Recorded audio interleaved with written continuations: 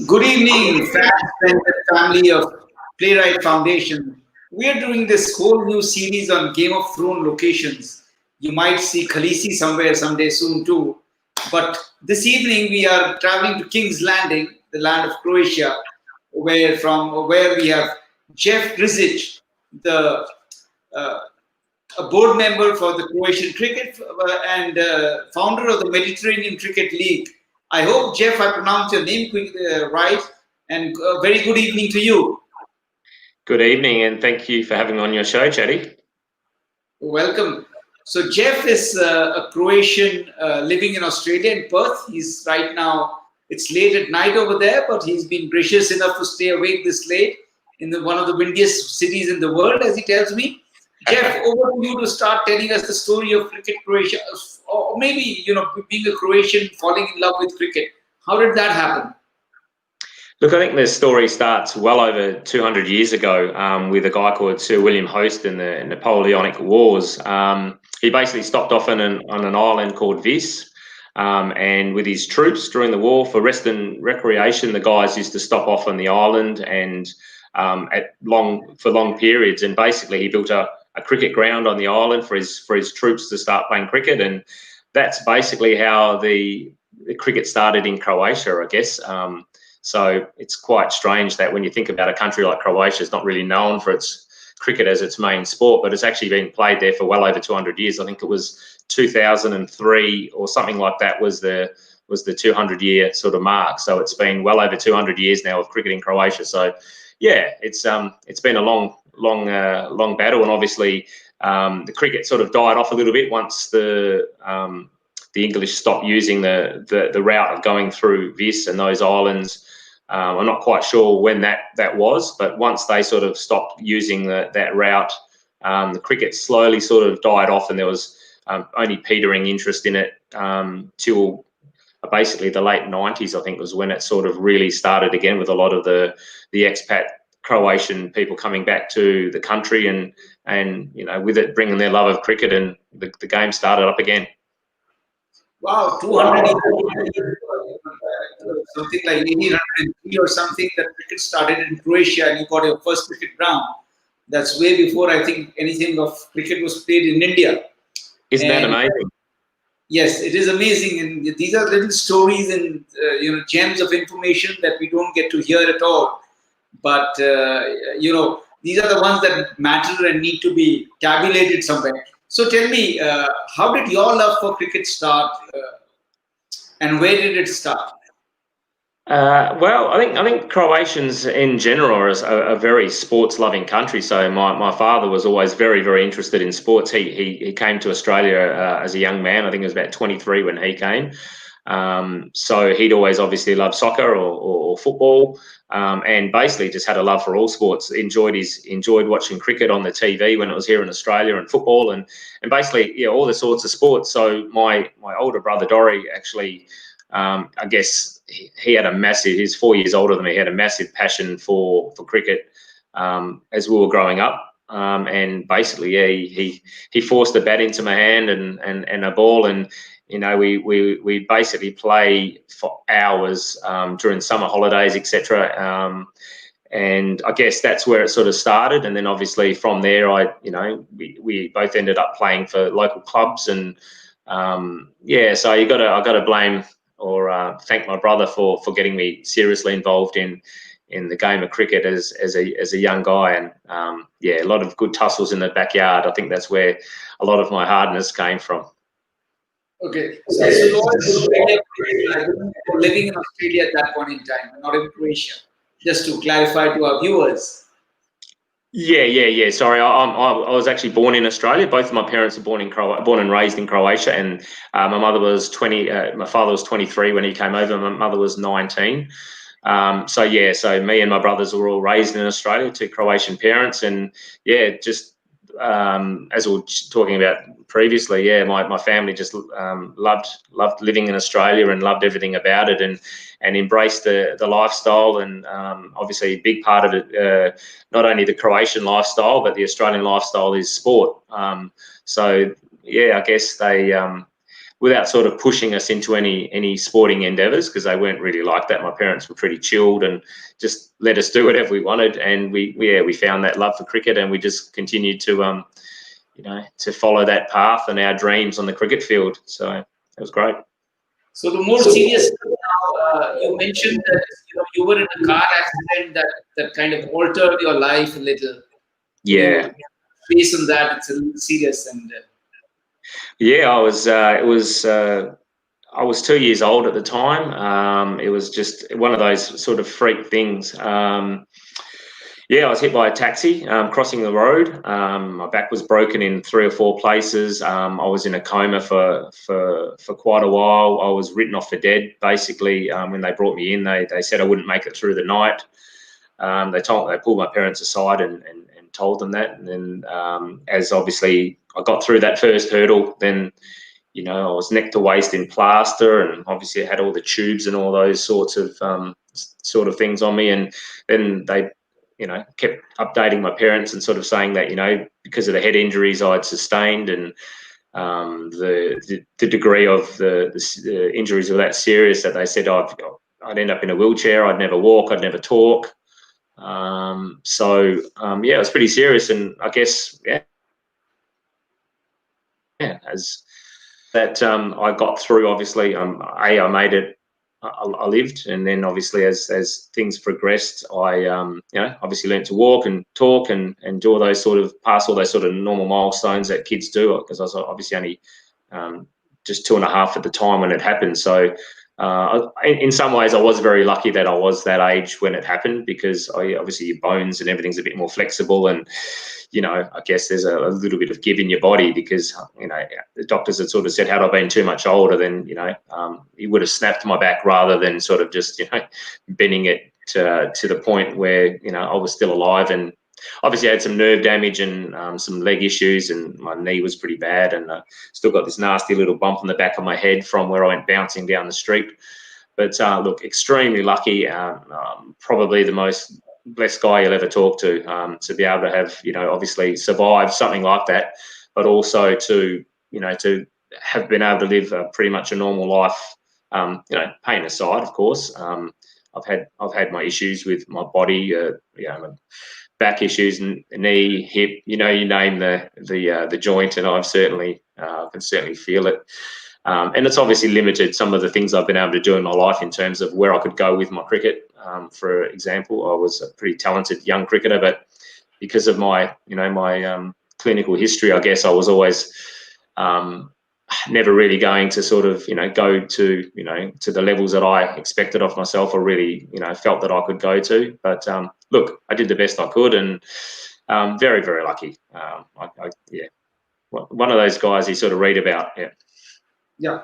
Okay. So, well, I think that was quite a serious thing that happened to a child, and you were a fighter and you were able to come out of it. So how did that progress into your being involved with Croatian cricket? Let's fast forward a little and hear that story. Yeah, basically I just got I'd obviously always played WACA level cricket in Perth, and I was a reasonable sort of cricketer, and I guess I was quite fortunate that I was at a friend's Bucks night, which is like a stag sort of show before someone gets married, and we're watching the World Cup cricket actually, and one of my mates turned the TV on and we were watching the cricket, and one of them sort of there was a story on about the Kenyan cricketers, how proud they were to be rubbing shoulders with Shane Warne and Gilly and all these guys, like they were, and one of my mates sort of made a bit of a joke, that'll be Grizz when Croatia make the World Cup, and we all started laughing and carrying on. And one of the guys that was there basically said, "Well, don't laugh. Croatia have a cricket team." And we all said, "Yeah, sure, sort of thing." And he said, "No, my mate is going over next year to play for Croatia." He goes, "I'll let him know that you're keen." And I was like, "Yeah, okay, no worries," thinking it was all a bit of a joke. And I got a phone call out of the blue in the coming weeks, I suppose, sort of seeing how serious I was about the going over to play, and whether I'd become a Croatian citizen and do all those sorts of things that you have to sort of go through to become an ICC sort of player. So yeah, I went. Yeah, so that's sort of how it started. It was as a bit of a joke, and took it further and ended up getting passport citizenship, spending some time in Croatia, fulfilling the criteria that you have to be able to be a dual citizen as well. So yeah, just again, my life's about serendipity, and that was just another thing that sort of just happened out of a bit of fun. And yeah, it was one of the best things that ever happened to me, to be honest. It was great. Right. So yeah. So what was your experience getting into Croatia the first time, and thinking, hey, where have I come, and what is the level of these players going to be? And yeah, I'd always known that they'd played like some cricket there. Like, it wasn't foreign to me. I actually didn't know about the Vis connection, and that there was such a great history of Croatian cricket. I just thought that there was obviously some people that played cricket, and it was just like a minor sport. So when I actually became a part of the national squad, so to speak, I was actually a bit surprised with how professional it all was, with the guys that from getting met at the airport and getting spoken to about what the expectations were as a Croatian cricketer, and all that sort of stuff. I was pleasantly surprised, because I take everything pretty seriously when I put my mind to it. So I was like, I thought it might have been a little bit more of a hit and giggle sort of thing going there for the cricket, but as it turned out, it was pretty professional sort of setup, for a country that's not a cricket-based country, and the competition in the other players in the team were really good players as well. Like I said, I was really impressed by the standard, not only of the local Croatian guys that were in the team, but also when we played my first tournament in Austria. It was a really eye-opening, because you sort of, I don't know, as wacko cricketers, you always feel a bit precious, and you always think you're a bit better than you are. And me and a couple of the other guys that were sort of from that level sort of thought it'd be, we'd go in and dominate it and it'd be pretty easy. But it was pleasantly surprising that it was, the standard was so high. So it was great. It was interesting. And you were playing sort of a European Cup. How were the other teams at that point in time? Yeah, as I said, the standard was reasonable. I mean, I always get asked the question, what's the standard of the European cricket like? And it's probably like saying there's a couple of A graders, there's a couple of second graders, a couple of third graders, a couple of fourth graders, and a couple of guys that are okay at cricket, sort of all mixed into one team. So obviously, you've got your couple guys in the top that are expected to pretty much dominate with the bat, or if they're bowlers, dominate with the ball. So we were quite fortunate that we had some really good players that were meant to do those jobs as well. And obviously, I was, I guess, a bit of a support for those guys with bat and ball, as it turned out. So yeah, and as for the other teams, geez, there's some really good cricketers running around Europe as well, like a lot of guys from Indian and Pakistani descent as well that have obviously, they've moved to for a better life or whatever into different European countries, and some of the cricketers there. There's a lot of ex-first class cricketers, etc., that have moved there, and so you come across some guys you've never heard of, but they're just superstars. There's really high quality cricketers. So it's it's a mixed bag. You just don't know who you're going to play against in the next game, and you hear rumours about this player and that player is going to be there, and but yeah, until you play against them, you sort of it's a bit of a mixed bag, but it's good fun. Which are the breakout teams that you haven't heard of to watch out for in the next 3 to 5 years that you think can become the next Netherlands or the next Ireland, and then Ireland and yeah, I think countries like Germany, Denmark, they're probably Italy. They're the sort of they've always been thereabouts in terms of their strength. I mean, look, like countries like Italy and Germany, for example, they've got a very big population. And I think population in Europe for the cricket does play a very big part. The smaller countries like Croatia and Slovenia and those sort of countries, very small populations, so they've got a lower pool of players to sort of choose from. So you do really rely on your expats and people that have either lived in cricket playing countries or have spent a lot of time there or have that connection, whereas a lot of the bigger countries population-wise have now got that second generation where, say, the guys might have come from possibly from an India or Pakistan, and now they've had kids, like they came over in the late 90s or the early 2000s, and now they've had kids, and those kids now are, 18 to 25. So you've got a lot of those sort of players running around. So they're, fully fledged Germans or Italians or whatever, but, they've got a full cricket background, and they live their whole lives as German or Italian citizens. So the future's really, really bright, and that's what's starting to happen now in Europe. And I think that's what's really, really encouraging about the sport. When I first started in 2001, for example, most of us was like people like myself that had obviously strong connections to a country, but were living in Australia, South Africa, England, or whatever, and would come once a year or whatever, and play some cricket over there and develop the game where they could. Whereas now you've actually got a lot of people that are actually living there full time, which is great. And even with a lot of the Croatian guys, Craig Sinovic, for example, came over from South Africa, loved playing cricket in Croatia, and he loved it so much he actually moved to Croatia, and then he was, and obviously, have someone that's a high skilled player playing in the local leagues and coaching and helping the players that are there, you can only benefit your cricket program. And so that's obviously what's happening now into a lot of these countries, like I said, the Denmarks and Spains and Germanys.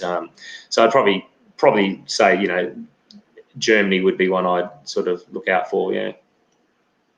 Okay. So how before Germany or Croatia plays someone like a Zimbabwe or a Kenya or an Ireland or Netherlands, countries that have made it to the World Cup? How soon do you see that happening? Well, it's a very interesting question, because there's been a lot of restructuring with European cricket through the ICC. Hence, that's sort of how the Mediterranean Cricket League sort of came about. Look, the ICC have tinkered with European cricket from 2001, from my first involvement to present day, in terms of how they will structure World Cricket Leagues and European Championships. And pretty much every year we were there, it was a different sort of format from 35 over games, for example, to T20. Now there seems to be a lot of T10 stuff getting played around Europe.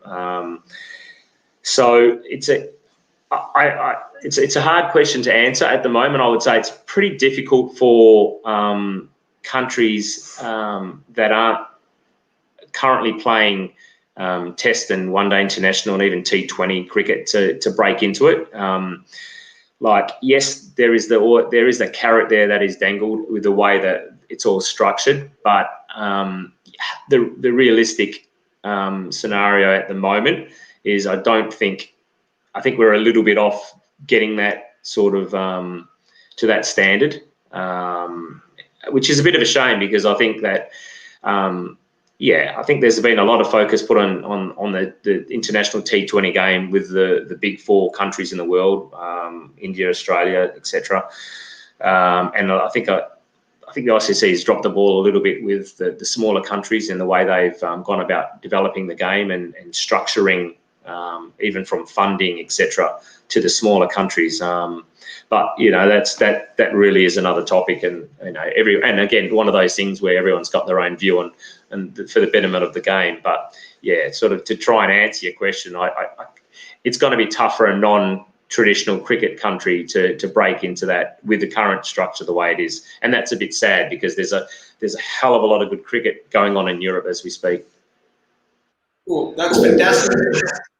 That there is a lot of going on, a little disappointing that they need to go through various stages to be able to compete with the best or get there to the near best. But I'm sure that we will have a breakout player in maybe the Big Bash League or the IPL or somewhere where a Croatian or a German will pop up, and attention will be drawn to these players, and things will start happening. But going on, you interestingly mentioned that a lot of things are happening with European cricket. And we will, it led to the founding of the Mediterranean Cricket League. Can you tell us what's happening there? Yeah, well, basically, I think 2013, 2014, something like that, the ICC completely changed the restructure of European cricket, and Croatia, for example, were left out in the cold in terms of, so they basically formed a league of only 5 or 6 of the higher ranked countries, and Croatia had just, well, we actually had a bad tournament, the last sort of one we played, and we finished in the bottom half, and so we didn't make the cut of the top 6 or 7 teams that were going to go forward. So yeah, we lost basically the European Championships, etc., that were played every year. Countries like Croatia were then like left out of those future tournaments. They'd really streamlined it and made the number of teams playing very, limited the number, and and it was a bit of it was a touch and go time there. I'm sure this happened in a lot of the other European countries as well that didn't make the cut with the ICC funding, etc., with the way it was sort of structured back then. So the way it was going with Croatian cricket for the next year after the decision had been made that there would be no more European Championships, and that would basically have to fend for ourselves a lot more with funding, etc. It was touch and go as to whether the Croatian cricket would be able to make it through that period, and hence without having a tournament to sort of focus on every year, which I think is really, really important for those countries, for the developing countries, to have that carrot to try and attract players to play at a high level when you can represent your country and go forward in these tournaments, which the ICC previously have been providing. So when they stopped that, I basically sort of, I don't know, we'd come so far with Croatian cricket, with the development of it. We got some really good players. We had some really passionate people involved in the game, and they were all just really disheartened after that decision was sort of made. So, and it sort of started to I could sort of feel that it was sort of petering off with the interest, and it'd been a pretty big shock to the system. So hence I said something's got to be done, and I basically approached the guys on the Croatian Cricket Federation board, and I sort of said, look, how about if I, would you be interested if I made a tournament that we could sort of play and get our best players playing, and, basically make the Mediterranean Cricket League the way it is currently? And they sort of said, look, we, funding and, we can help you, but, you're pretty much going to have to take the bull by the horns and do it all yourself pretty much. And you know what? So I said, all right, I've been to enough of these European tournaments around Europe, and I sort of have a good idea about, how to run a good tournament and what I thought was really, really important. And the focus was on, the quality of the cricket itself. And so I went spent some time in Croatia, and had a chat to a few people, spent some time there, sourced some hotels and some grounds, and basically come up with what I thought was a really good idea for a cricket tournament.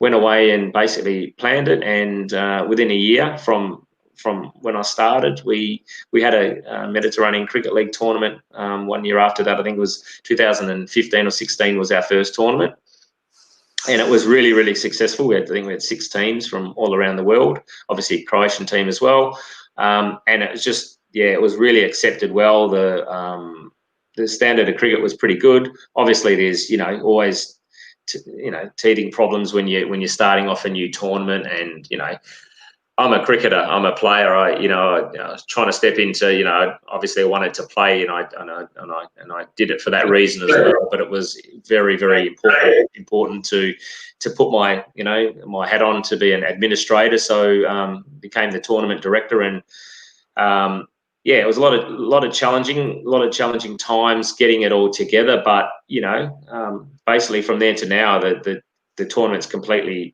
changed. It's got more professional, better teams, better players, better attitudes, and better officials. And look, we're going really, really well. And it's we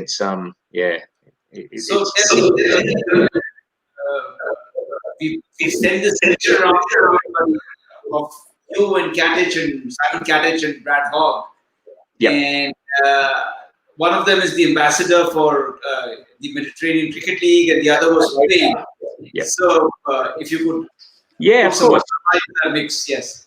Yeah. So basically, when I came up with the idea to run a tournament, I sort of thought that get a bit of star power sort of happening, and obviously Simon being of Croatian heritage and very proud of his heritage as well.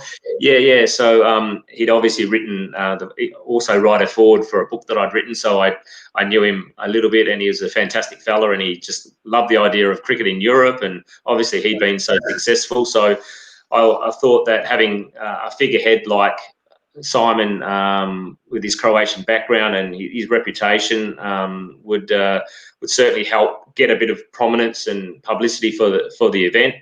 I've made contact with Brad Hogg at the time as well, so they're both my ambassadors. So Hoggy was obviously still playing BBL and IPL and everything around that time. So I was, desperate to try and get both of them to come and play, but obviously they were both still involved in themselves in playing at that level. So it was, it was just basically just trying to get a bit of star power, a bit of kudos for the cricket league, and sort of show that we've got some big names behind us that are, pushing us to develop cricket in Europe, and they've been fantastic. Like I couldn't ask any more of both of those guys. They've done a lot of wonderful things behind the scenes as well. Like obviously people see we had functions, etc., where Simon and Brad give their time, and we try to raise money to run these tournaments, etc. And both of those guys just give a lot of their time, and and they help out a lot, and they're fantastic guys. Just they love cricket. They love what we're trying to do with the tournament, and look, I can't speak highly enough of what they've done for not only myself as a tournament organizer, but also the league itself, and the players and sponsors and everything else, trying to get it all together. So you need that little bit of star power sometimes for people to take notice. Especially to get the star power. You need it for the sponsors, and you need it to get people in and the better teams to come and play. I think that's very important. So we have a very interesting question here on the Mediterranean Cricket League from a viewer called Cheryl Breslin Hogg. Okay. Yes. Okay. We know who we are talking about. Yes, Can anyone top team, is there a minimum skill criteria? And mixed gender teams allowed? And what is the age limit? Okay, Cheryl, interesting question, and thank you for popping in. Look, teams can be from anywhere around the world. We basically say you can be a national team. We've had national teams play before, like Ukraine national team played in our first tournament and won the tournament. So so you can be a national team, you could be a club team, and you could be a mixed team in terms of like a combined team. The standard is, again, a bit of a mixed bag, but it is, I would say it's a competitive level is the best way I would sort of put it. So there's some decent cricketers running around. We've had some test players, as well as obviously Brad Hogg played last year, which was fantastic to have someone of his stature playing, and he was fantastic. So we've had Abhi Kuravilla play as well from who played cricket for India, and we've had a lot of good players play. So it's a bit of a mixed bag. So anyone can have a team. Can they be mixed gender, Cheryl? Or Cheryl, probably a very good spinner, like her better half. Look, we interested in starting a female league as well in the future. That's something that we've spoken about. But at the moment, we haven't had any mixed teams as such. But if Kate Cross or someone like that from England wants to come over, or Meg Lanning or someone like that wants to come and play, then that would be fantastic. We could certainly find a team that they could play in for sure. Yeah. So age limit is the one you haven't answered yet from there. Oh, age limit. Yeah, sorry, I forgot about that. Well, I'd say probably Hoggy was our oldest player, and he was certainly, funnily enough, one of our oldest players, but probably our fittest player as well. He's an extreme athlete. Unbelievable how that guy runs around it, But yeah, no age limit really. Again, it's an adult sort of tournament. We have had 16 and 17-year-olds play, obviously that have the ability. But basically, anyone from probably, I would say from 16 to 60. In terms of their it just comes down to whether you're fit and strong enough and good enough to get in a team and want to come and play. So yeah, so I think Hoggy's got a few years left in him as well. Fantastic. That's so. Another viewer question is, and taking off from where you were just mentioning, is Nagesh Gupta. He's a cricket coach here in Chandigarh, a pretty good cricket coach here. Is Okay. how about cricket at grassroots level in Croatia? And I would like to add a little bit here is, what about women's cricket at grassroots level as well? Taking a little bit of what Cheryl is asking. Yeah. Okay. Look, grassroots cricket's always it's always a struggle. We certainly encourage it. Look, we're looking for young guys to get involved, and I guess where we're quite fortunate now is, like I said, a lot of the people that sort of expats, etc., that came over in the late 90s, early 2000s, now are having children. So we're getting a lot of those kids now coming of age where they're starting to play cricket at a better level.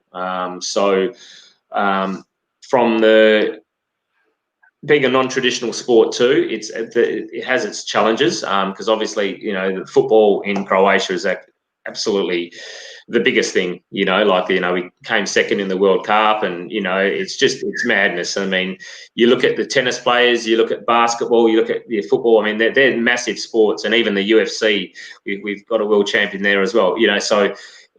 If there's a sport in Croatia, it's you're competing against so many other sports and activities. I guess is one of our biggest struggles. So cricket at the grassroots level, yeah, it's developing. We have a newly formed Croatian Cricket Federation board, which is going to which I'm part of as well. We're putting a really big focus on trying to get more kids involved in the game. And look, that's the way, obviously, to grow a game in a non-traditional country. But that obviously has its challenges as well with facilities and getting programs into schools. It's always a lot harder because there's so much football and basketball and traditional sports, tennis, etc., that dominate so much. So it's very hard to get a foot in those sort of doors. But look, we keep knocking on the doors and talking to the schools, and we definitely have little pockets. Like this is quite a great little place for us where it's actually in the school programs, etc., over there, and a lot of the native kids, which is great. Are playing the game over there and getting introduced to it because it's obviously it's the home of Croatian cricket, the island of Vis. So it's so it has its challenges, but all we can do is keep knocking on those doors and keep inviting the kids to come and play and do as many programs as we can. So we're slowly getting there. Yeah. Ladies' game as well. Same sort of thing.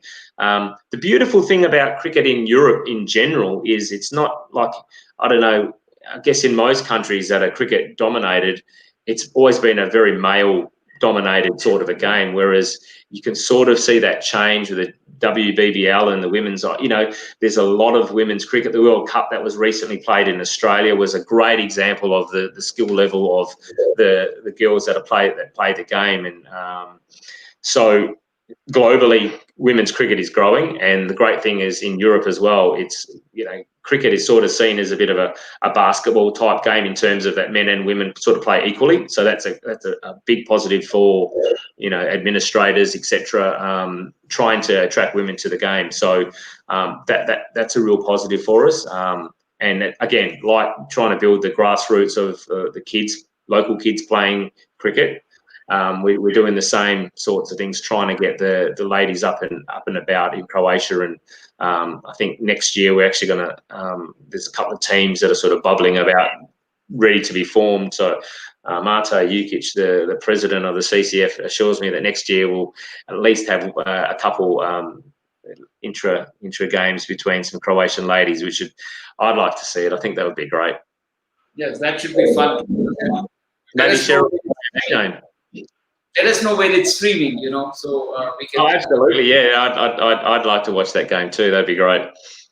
You mentioned football as being the number one sport. Of course, Croatia is world number 2 or 3 ranked right now. So here's a question from two of our local press people over here, Sudeep Rawat and Pratyush Jha, and they want to know how soon before you will be able to create a cricket star of the level of a Luka Modric or a Igor Stimac. Yes, it's a tough one. It is a tough one. It's all to do with opportunity as well. Like obviously, Luka Modric and those sort of guys, they play against the best players all around the world. So you need that exposure to the best to be the best. Like you could argue, like, how are our local guys going to get to that level if they're only playing against similar level players? You know what I mean? So that's one of the ICC sort of questions and things that sort of come up all the time. So look, there are some players even from Italy, etc., that have played in the BBL and things like that. So there are the players. Look, there's definitely ability. Like I see some of the natural athletes that we have in Croatia down the beach or whatever. It's almost like, when they used to say the West Indies, when they were at their prime, they'd pick guys off the beach to be fast bowlers because they're all so athletic and all that. Well, it's exactly the same in Croatia. You've got some really, I'm not the biggest bloke, but there are some really athletic, big, strong guys just waiting to do something in Croatia. And given the right training and interest levels and etc., you could have some pretty fearsome bowlers at least from some of these guys. And obviously, when you're that big and strong, you could probably whack a ball as well. So, look, I'd like to say it's going to be sooner rather than later to have someone of that level of a Luka Modric in the cricket realm. But look, we got Simon Kadic and Hoggy's half Croatian now. I'll say that they're our two Croatian stars. Already, yes. We already have two Croatian stars. Jeff, you are no less, according to the comments I'm reading, you're one of the most loved and most liked characters in Croatian cricket, and what you're doing for Mediterranean Cricket League is immense. So going back now a little bit, and you've written two books. The title of one is very interesting, is Machine Guns and Bats. Machine Guns and Cricket Bats, yeah. And cricket bats, yes. So where did the machine guns fit into cricketing world? Well, we had a game a one-off game against Israel in Tel Aviv, the Olympic Stadium there. It was like a qualifying game to get into the next level. So it was like the winner of the lower level had to play the loser of the top level, and we'd won our tournament and Israel were the bottom, so we played them on their home turf.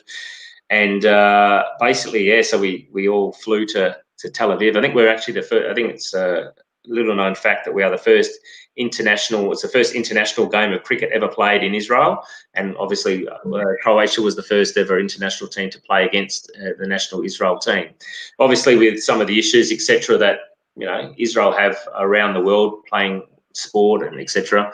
Without getting into all the politics, there's always a need for security anytime the national team and anything national gets played over there. So we were greeted at the Tel Aviv Olympic Stadium when we got there by all these soldiers, and they're all carrying machine guns, and they escorted us to our where we were playing, and we were behind the fence and all this sort of stuff. And I remember sitting there next to a couple of the guys we were playing with, and I just watching our guys out there bat, and I was padded up, ready to go. And I think I turned to Chris Pivac or someone like that, and I said, "Can you believe that we're like in Israel playing cricket, and we're surrounded by soldiers with machine guns guarding us?" And I just thought, we from Australia, like we don't have soldiers roaming the streets, guns aren't that readily available. And here we are, in this fantastic stadium playing an international game. And there's soldiers all around us with machine guns. It stuck in it was one of those aha sort of moments where life just sort of makes you stop back and think for a minute. And as a writer, every time I've gone on a tournament or somewhere on a tour, I've always come back after the tour and written a chapter about my experiences. And I called that one Machine Guns and Cricket Bats, which was all about the Israel tour. We went to Jerusalem, and unbelievable. So it was a fantastic game. I think we won off the last ball. Really, really exciting. And it was just, celebrations were something that Croatians are very, very good at, and it was a fantastic. It was a fantastic time to be Croatian cricket. It was like we were on top of the world, and won this amazing game. And here we were in Israel, surrounded by soldiers, and it was just one of those surreal moments, and one of those blessed things that cricket has the ability to do. It's fantastic. Yes, cricket has the ability to bring everybody together. So, a question here now, digressing a little, and going back to the Mediterranean Cricket League. And 2020 was a washout. You had the league in June. What are the plans going forward for 2021? Are you got a structure in place? Are you inviting any teams from India? So, hey, viewers watching in India, this is important for you. Absolutely. So, how does it work? So next year's tournament will be in, COVID-19 permitting, of course, and travel, etc. Will be on the magnificent island of Lushin, and Lushin is an amazing island, absolutely stunning. Like probably one of the best places in the world you could go to play any sport, let alone cricket. So very, very lucky to have secured a beautiful ground there to play on. So it's going to be in June next year. 10th to the 13th is when we're planning. The official invitations haven't been sent out yet. So look, always keen for, we get a lot of interest from the subcontinent of people and teams wanting to come over. And every tournament we've actually had Indian and Pakistani teams come. So we want to keep that going. And that's what's so great about the Mediterranean Cricket League is it's open to the world. We are trying to bring the best cricketers and introduce people not only to cricket in Croatia and Europe, but also showcase the beauty that is Croatia. Like you're not going to go to a much more beautiful place in the world. So cricket tourism is a big thing that we try to do. We invite your family, we invite your friends. So it's not just about the tournament. We want you all to come and have a great time. And we've had, Kensington Cricket Club. We've had this Sledgehammer Cricket Academy come last year, and they were a super team. So every year we've had strong teams, and they're always strong that come from India, which is great because you guys just love your cricket. And so we really encourage that. And of course, within Europe itself, we have a lot of countries that come and play, but also a very strong Pakistan and Indian contingent of people that live in those countries. So looking forward to next year's tournament, and we certainly hope it goes ahead, because obviously with this year not playing, it's been really disappointing, because we obviously put in a lot of time and effort securing Lushin as a destination, and we've been really putting a lot of time and effort into plugging it as a place where people can come and play some really good cricket. So fingers crossed. I mean, obviously, the health of everyone is our main concern. Like cricket's great, but obviously, people's lives have been affected by this current virus, and it's quite sad. So look, if we can put this tournament on, it's going to be a really good relief for some of those people that have been doing it tough for a while. So so it'll be a really, really good and blessed tournament if we can get it up and running next year, which fingers crossed. We certainly we've ticked all the boxes. Yeah, we've certainly got it all ready to go. It's just if the COVID permits and we can go, the invitation hopefully will be sent out in the next few weeks. We're sort of working on all the finer details, but Chatty, maybe we get you over there, mate. What do? You play a little bit yourself? I've been to Croatia, so it's a nice time to come to Croatia and travel through some Europe. For the last 8 months, one hasn't traveled. One is living stuck at home. So it's exciting. Look forward to that. Absolutely. And some girls teams as well. Maybe we can encourage some Indian girls to also reach out to you through the Mediterranean Cricket League website or Facebook page, and try if you can, come and reach in Australia, in Croatia. Absolutely. Like our local teams, look, one of the biggest things and one of the greatest things for our local teams is we do get a lot of touring teams come from all over the world, really. And our teams love playing team. We've had the MCC, we've had some super teams from all around the world come and tour Croatia and play games there. Obviously, enjoying the hospitality that Croatia has to offer with some of our locals as well. But it's certainly the plan is to get a ladies MCL going in the next couple of years. That would be a plan. And had last year gone ahead quite well, if had COVID not interfered, then it could have possibly been this year. We would have focused on making it for next year, but obviously that's basically slowed us down a year. So I would say hopefully coming into next year we would focus on this tournament, making it a really good one, and then I'd say the year after that the plan would be to have a ladies MCL as well, perhaps prior or post the current MCL. So there's no reason why we wouldn't do that. Certainly a lot of interest from the ladies to sort of come and play, because there's a lot of strong teams all around Europe as well. So look, that'd be fantastic. So Nagesh, if you're still watching, Nagesh is a coach who is also coaching on Prodigy from India, Kashri Gautam. She became the first woman to take 10 wickets, all 10 wickets in an innings in the first class match. So Nagesh, get your team ready. 2022, maybe you'll be spearheading something in Croatia. Who knows? Absolutely, yeah. I mean, that's just crazy. Like, I've just got a hell of a lot of respect for female cricketers. I mean, for many years they went about gaining skills and putting on a really good show. And it's just really good now. I mean, it seems to be women's sport around the world is really getting a lot of notice now, which perhaps it hadn't done before. I think it's really justified for a lot of sports, even the ladies hockey teams and stuff like that, basketball teams, that they're super athletes. They're so dedicated to their sport, and it's a shame that sort of up until recently they haven't got the accolades. But like, I think the showcase of the final between Australia and India at the MCG, when you had 90,000 people or whatever it was turn up to watch that.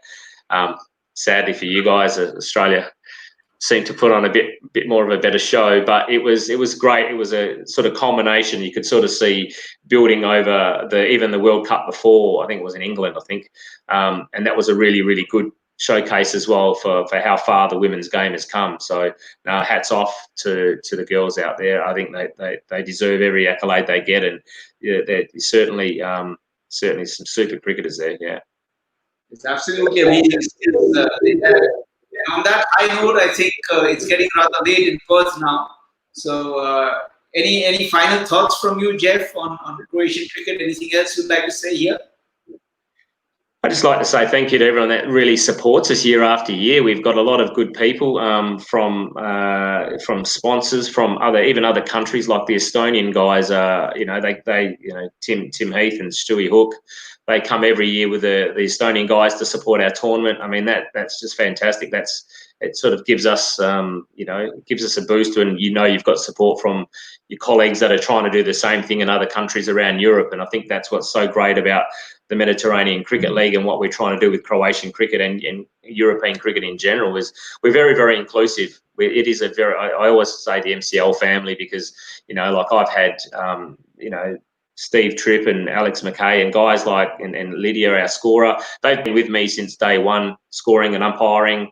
So we're just really, really grateful for all the love and support that we've got from European community in general. And there's a lot of good things happening with Croatian cricket in the background. So those that are following us, stick with us. There's a lot of good things, not only in the MCL with what I'm doing with the tournament, but in the background in terms of looking at tournaments, at facility improvement, at grassroots cricket, and obviously, as we alluded to with the women's game, we're trying really, really hard to sort of make that a little bit special as well. So get your team together and come over to Croatia and play some cricket. Everyone's always more than welcome. We'll put on a great show, and it's not always just about on field. We look after you off the field as well. So bring your friends and family and come and play some cricket in Croatia. Yeah, for those of you interested in that, Jeff, can reach Mediterranean Cricket League website, or the Croatian Cricket website, or their Twitter handle, which is how I touch base with Jeff. Absolutely. Or through their Facebook page. So they are all across social media, even Instagram.